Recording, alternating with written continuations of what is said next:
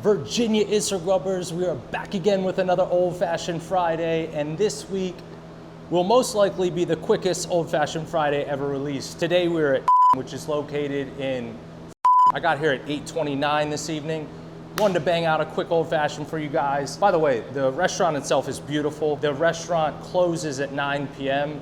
and they wouldn't take your boy. So if you come here from 8 to 9 and they close at 9, you can't get a drink, you can't get food, you can't get anything.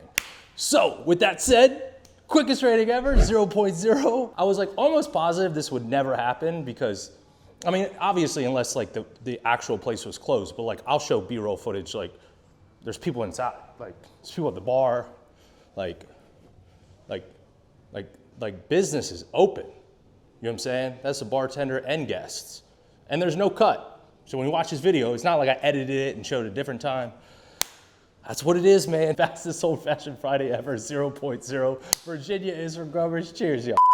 Again, just to be clear, there's people back there eating, sitting down at the table. You can see that. There's a bartender, 2 guests. So as I stated, guys, the restaurant itself looks beautiful. Like the water outside, I've never seen anything like that unless you're in like Las Vegas. Like absolutely stunning.